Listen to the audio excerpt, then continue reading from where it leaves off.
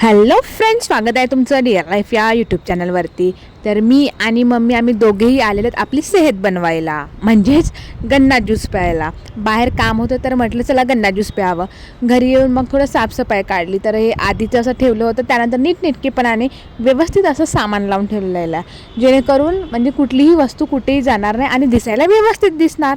त्यानंतर हे ठेवतच आहे सामान, तर बापरे पावसाचा जोर पुन्हा इकडे सुरू दिसून राहिलेला आहे. वादळ वारा सुरू झालेला आहे, म्हणजे पाऊस येणारच.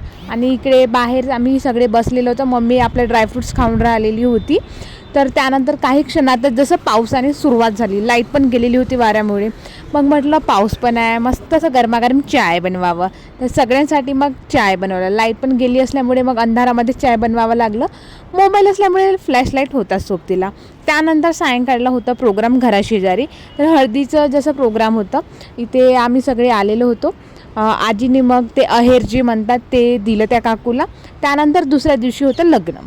दुसऱ्या दिवशी लग्न होतं, त्यामुळे मी त्या प्लेट घेऊन लाईनमध्ये उभे राहिलेले जेवण करायसाठी.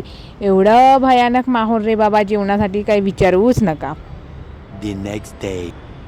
जेवण केलं मस्त. लग्नातल्या दुसऱ्या दिवशी येऊन हॉस्पिटलला भेट द्यावी लागली. एवढं पोटात खराब झालं होतं बाहेरच्या जेवणाने, बापरे. फूड पॉयझन सांगितल्यानंतर डॉक्टरनी घरी येऊन मग त्याच आपल्या गोळ्या औषधी कडूवाल्या खायच्या होत्या. तर बढिया म्हणजे होमिओपॅथी असल्यामुळे मस्त साबुदाण्याच्या गोळ्या खाल्ल्या म्हणा मी, आणि डायजेशनची ही बॉटल घेतली. तर लग्नामध्ये जेवण करताना सावधगिरी बाळगा.